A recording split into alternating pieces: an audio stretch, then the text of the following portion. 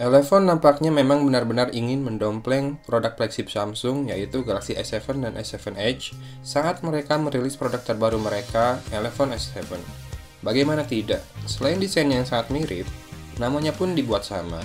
Padahal, selepas Elevon S3, setahu saya tidak pernah ada Elevon S4, S5, dan S6, melainkan langsung meloncat ke S7.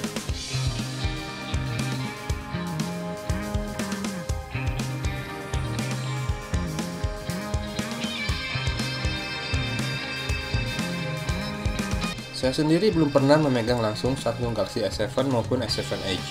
Jadi, saat pertama kali memegang Elevon S7, saya cukup takjub melihat keindahan desainnya dan menelusuri lengkungan-lengkungan di setiap sudutnya.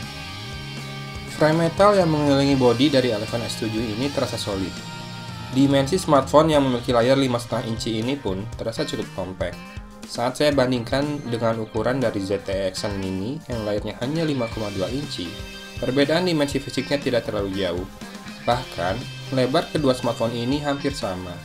Ini disebabkan oleh layar Elevon S7 yang nyaris tanpa bezel di kedua sisinya. Harus diakui, rasanya agak kagok saat pertama menggunakan layar yang sebut saja bezelless ini. Ditambah lagi dengan pinggirannya yang melengkung. Oh iya, pada Elevon S7 ini sebetulnya hanya kacanya saja yang melengkung pada semua pinggirannya. Layarnya sendiri tetap datar. Jadi, jangan harap akan ada tampilan khusus pada bagian kaca yang melengkung ini, layaknya apa yang ada pada Galaxy S7 Edge ya. Satu tombol fisik hadir di bawah layar Elevon S7. Tombol ini berfungsi sebagai tombol home, back, recent apps, shortcut ke aplikasi tertentu, pengambil screenshot, hingga sebagai fingerprint scanner. Tak ada tombol fisik lain untuk melakukan navigasi pada smartphone ini. Jika Anda tak nyaman untuk beradaptasi dengan tombol ini, Anda bisa memunculkan navigation bar pada bagian bawah layarnya. Saya sempatkan menaruh Elevon S7 ini di meja yang datar dengan posisi terbalik. Saya ingin melihat apa yang terjadi dengan layar lengkungnya, apakah ada tampilan yang bisa terlihat dari pinggir? Berikut adalah hasilnya. Elevon S7 ini performanya tidaklah payah. Kalau sekedar mengikuti pola pemakaian saya, smartphone ini sangatlah mampu menampilkan semua aplikasi yang biasa saya gunakan dengan baik. Elevon S7 memiliki sensor sidik jari yang dapat berfungsi sejak layar masih dalam keadaan mati. Ini adalah kabar baiknya. Kabar buruknya, respon yang dibutuhkan terasa agak sedikit lama jika digunakan dalam keadaan layar mati, tak secepat saat layar menyala. Akurasinya sendiri terbilang cukup baik. Software yang digunakan oleh Elevon S7 secara tampilan memang nyaris tak memiliki perubahan dari UI stok Android. Namun, ada beberapa fitur gesture yang ditambahkan. Seminggu dari sejak saya unbox, Elevon S7 di tangan saya sudah mendapat 2 kali update OTA. Yang pertama sekitar 900 megaan, dan yang kedua sekitar 150 mega. Jika kita berpikiran positif, maka kita bisa menganggap bahwa developer di balik OS Elevon S7 ini rajin mengupdate OS mereka. Namun, jika boleh sedikit kritis, rasanya ini berarti OS yang mereka rilis itu masih cukup banyak bug sehingga membutuhkan update yang begitu sering dalam waktu 1 minggu. Baterai Elevon S7 berkapasitas 3000 mAh. Di awal penggunaan dengan pola pemakaian ringan, baterainya mampu diajak bertahan melewati 2 kali adzan subuh. Apalagi kalau diajak bertahan menghadapi sepinya hidup sejak kepergiannya. Screen on time kala itu mencapai 2 jam. Saat digunakan lebih intens, Elevon S7 mampu bertahan dari pagi sampai malam. Sehingga buat Anda yang bekerja 8 jam sehari di luar rumah, bisa menggunakan smartphone ini tanpa perlu membawa powerbank. Pengisian daya Elevon S7 sendiri berlangsung cukup cepat. Dalam waktu 40 menit saya dapat menambah persentase baterai hingga 50%. Pada saat pengisian daya, sangat terasa bodi dari Elevon S7 menjadi panas, terutama pada bagian frame metalnya. Suara yang dihasilkan loudspeaker Elevon S7 terbilang cukup baik, sangat usable dan dapat digunakan menikmati video-video musik di YouTube. Namun belum bisa saya kategorikan sebagai top class. Layar IPS yang dimiliki Elevon S7 termasuk dalam kategori baik. Tingkat brightness-nya sangat tinggi, sehingga saat digunakan menonton video, Elevon S7 sangat memanjakan mata saya. Namun, jika harus dibandingkan dengan Super AMOLED, menurut saya masih setingkat di bawah Super AMOLED. Saat saya mencoba menjalankan game dengan genre hack and slash semacam Hit, saya dapat menikmati jalannya game tersebut.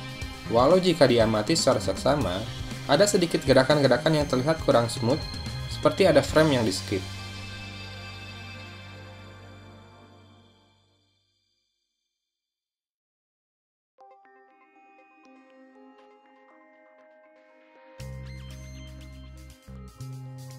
Setelah itu, saya mainkan game kesayangan saya, Micro Machines. Oh ya, game beratnya lupa tak saya tutup terlebih dahulu. Alhasil saya merasakan ada sedikit gerakan tersendat saat game balapan mobil ini mulai masuk ke bagian utama permainan. Namun, beberapa detik setelahnya performanya kembali lancar tanpa kendala. Apabila saya ingat-ingat kembali, rasa-rasanya performa Xiaomi Redmi Note 4 masih lebih smooth daripada Elephone S7 ini. Padahal keduanya menggunakan prosesor yang sama. Saya lalu ingat, hasil benchmark menggunakan aplikasi Antutu keduanya mempunyai skor yang terpaut cukup jauh. Berikut adalah skor Antutu dari kedua smartphone ini, dan informasi hardware yang terdapat pada Elephone S7.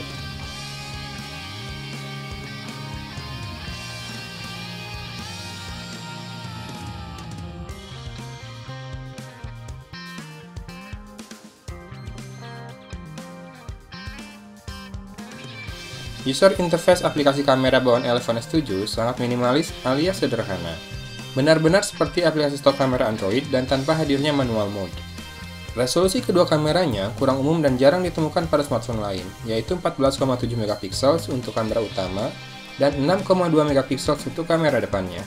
Satu-satunya LED flash hadir menemani kamera utama. Gambar yang dihasilkan oleh kamera utama milik Elephone S7 dalam penilaian saya seringkali terlihat memiliki kontras yang sangat berlebih, terutama pada kondisi terik di luar ruangan. Sementara, saat memotret dengan kondisi cahaya pas-pasan di dalam ruangan, warna yang dihasilkan terasa kurang keluar dan agak pucat. Namun begitu, satu hal yang patut diacungi jempol dari kamera Elephone S7 adalah hasil yang cukup jernih dan minim noise meskipun di kondisi low light. Masalah kontras berlebih pun cukup terbantu apabila kita mengaktifkan mode HDR. Kualitas gambar dari Elephone S7 dapat dilihat pada foto-foto berikut ini.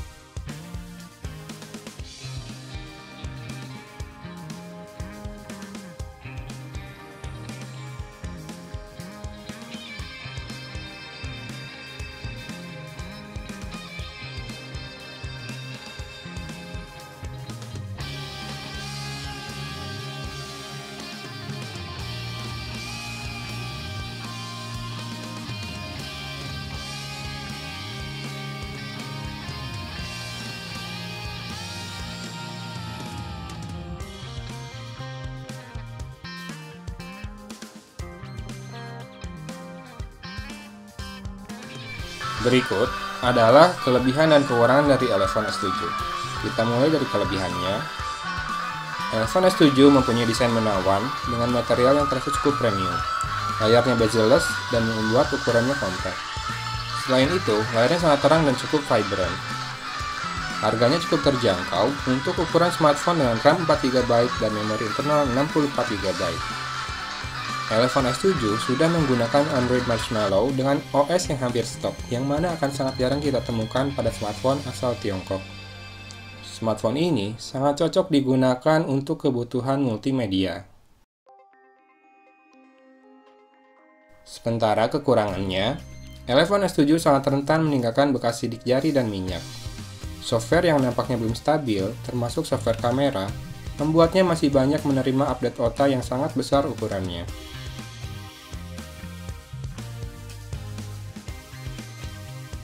Daya tahan baterainya khas prosesor Helio X20, tidak begitu awet, tapi masih sedikit lebih awet dibandingkan Xiaomi Redmi Note 4. Terlebih apabila kita ingat, kapasitas baterainya tak sebesar Xiaomi Redmi Note 4. Meskipun berprosesor sama, Elephone S7 performanya tidak sesmooth Xiaomi Redmi Note 4. Terbukti dari skor Antutunya yang memiliki perbedaan cukup jauh. Kamera Elephone S7 kurang konsisten dan kurang mampu diandalkan pada kondisi low light. Terakhir, desainnya terlalu mengikuti Galaxy S7 Edge sehingga banyak orang menganggap ini adalah smartphone replika. Masuk ke kesimpulan, menurut saya, ada baiknya sebuah produk memiliki diferensiasi sendiri. Namun, langkah Elephone dengan merilis smartphone yang begitu mirip dengan Galaxy S7 Edge ini, bisa jadi membuatnya terkenal di seluruh penjuru dunia, dan memantik kepenasaran orang untuk mencobanya. Namun, perlu dicatat bahwa tak setiap orang bisa mengelola ekspektasinya dengan baik. Bisa jadi, orang yang menganggap iPhone S7 ini sebagai smartphone flagship dari iPhone akan kecewa karena apa yang mereka dapat tak seperti flagship dari merek global. Terlepas dari masalah kemiripan itu, saya sendiri merasa iPhone S7 sebagai smartphone yang menggunakan looks, sangat cocok digunakan untuk bergaya dan fashionable, serta sangat baik untuk keperluan multimedia. Menurut saya, iPhone S7 ini sebagai seorang gadis yang terlihat cantik saat pergi ke pesta, namun menggunakan baju pinjaman dari temannya. Sisi performa dan kualitas kamera dari iPhone S7 masih butuh banyak peningkatan. Semoga saja iPhone juga akan mengeluarkan iPhone S7 versi Snapdragon. Who knows? Saya rasa harga sekitar 3 juta rupiah cukup pantas mengingat besaran RAM serta memori internalnya yang lega. Selain itu looks-nya juga sangat premium, meskipun tidak original. Jika Anda hanya ingin gaya-gayaan punya smartphone yang mirip dengan Galaxy S7 Edge, saran saya ambil saja iPhone S7 yang versi RAM 3GB dan internal 32GB. Harganya sedikit lebih murah, Anda bisa cek di link di deskripsi untuk mendapatkannya. Atau, jika ingin dimensinya lebih kecil lagi, ada juga iPhone S7 mini dengan prosesor MediaTek 6737. Pilihan saya serahkan kepada Anda. Demikian review saya. Dari Kabupaten Garut, saya pamit undur diri. Wassalamualaikum warahmatullahi wabarakatuh.